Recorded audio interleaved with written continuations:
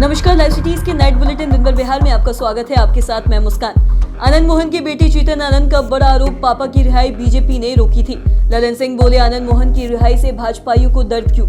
RJD की नई team का ऐलान, ऋतु जायसवाल को बड़ी जिम्मेदारी। नीतीश तेजस्वी समेत अन्य आनंद मोहन की बेटे की सगाई में हुए शामिल। विजय सिन्हा बोले, आनंद मोहन से सीएम सार्वजनिक माफी मांगे। नीतीश तेजस्वी की जोड़ी से 2024 में बीजेपी का हो जाएगा सफाया।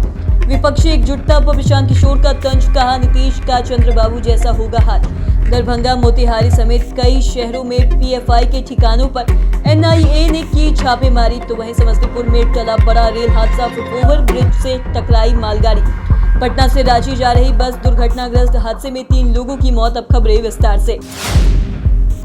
आजीवन कैद की सजा काट रहे पूर्व सांसद आनंद मोहन की रिहाई को लेकर बेटे चेतन आनंद ने बीजेपी पर गंभीर आरोप लगाया है। इस दौरान चेतन आनंद ने कहा कि पापा की रिहाई एक ही पार्टी ने रोकी थी और आज वो खुलकर उनकी रिहाई का विरोध कर रही है। तो वहीं आपको बता दें कि जब तक वो सरकार में थी तो पापा का निकलने का रास्ता थामे बैठी थी। आगे चेतन आनंद ने कहा कि मालवीय जी का बयान ने सब कुछ साफ कर दिया है। बता दें कि पूर्व सांसद आनंद मोहन 1994 में गोपालगंज के तत्कालीन डीएम जी कृष्णैया हत्याकांड में आजीवन कारावास की सजा काट रहे थे। आनंद मोहन की रिहाई पर हो रही सियासत को लेकर जेडीयू ने बीजेपी पर हमला बोला है। इस दौरान जेडीयू अध्यक्ष ललन सिंह ने कहा कि आनंद मोहन ने पूरी सजा काट ली है। जो छूट किसी भी सजा याफ्ता को मिलती है वह उन्हें नहीं मिल पा रही, क्योंकि खास लोगों के लिए नियम में प्रावधान किया हुआ था। और वहीं आपको बता दें कि अब नीतीश कुमार ने आम और खास लोगों के बीच का अंतर को समाप्त कर समाज में एक रूपता लाई है। तब जाकर आनंद मोहन की रिहाई का रास्ता प्रशस्त हुआ, जिसको लेकर अब भाजपाइयों के पेट में न जाने क्यों दर्द होने लगा है। आगामी चुनाव को देखते हुए आरजेडी ने मंगलवार को अपनी नई टीम का ऐलान कर दिया है। आरजेडी प्रदेश अध्यक्ष जगदानंद सिंह ने राजद के प्रदेश पदाधिकारियों और साथ ही साथ प्रकोष्ठ के अध्यक्षों की सूची जारी कर दी है, जिसमें कई जिलों के पुराने लोगों को मौका दिया गया तो कई जिलों में नए लोगों ने जिम्मेदारी संभाली है। इस दौरान विधायक रणविजय साहू को प्रदेश प्रधान महासचिव बनाया गया, तो वहीं मोहम्मद कामरान को प्रदेश कोषाध्यक्ष की जिम्मेदारी मिली है, जबकि ऋतु जायसवाल को महिला प्रकोष्ठ का अध्यक्ष बनाया गया है।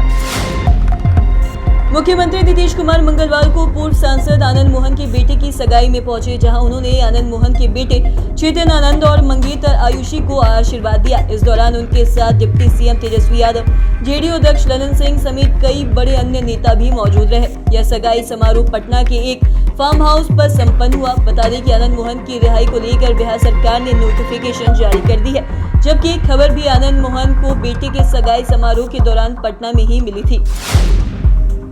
नेता प्रतिपक्ष विजय सिन्हा ने सीएम नीतीश कुमार पर हमला बोला है। इस दौरान विजय सिन्हा ने नीतीश सरकार से एक बड़ी मांग की है। उन्होंने कहा कि सरकार को आनंद मोहन से सार्वजनिक रूप से माफी मांगना चाहिए और सरकार ने उन्हें गलत तरीके से जेल में रखा था।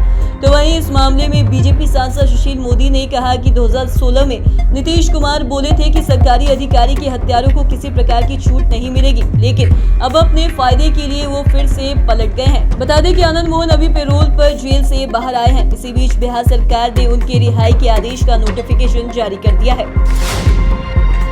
पश्चिम बंगाल की सीएम ममता बनर्जी और सपा प्रमुख अखिलेश यादव से सीएम नीतीश की मुलाकात पर आरजेडी के वरिष्ठ नेता शिवानंद तिवारी ने कहा कि अगर नीतीश तेजस्वी की ये मुहिम सफल हो गई तो 2024 में बीजेपी का सफाया हो जाएगा। और इस दौरान शिवानंद तिवारी ने ये भी कहा कि ममता बनर्जी ने नीतीश को बड़ी जिम्मेदारी दी है। विपक्षी एकजुटता के लिए बिहार में बैठक बुलाने को कहा है। और आगे शिवानंद तिवारी ने कहा कि असल चुनौती कांग्रेस के साथ टीएमसी, सपा और साथ ही साथ केसीआर को लाने की है, जिसमें नीतीश कुमार लगे हुए हैं। चुनावी रणनीतिकार प्रशांत किशोर बिहार के सीएम नीतीश कुमार और साथ ही साथ डिप्टी सीएम तेजस्वी यादव पर जमकर बरसे।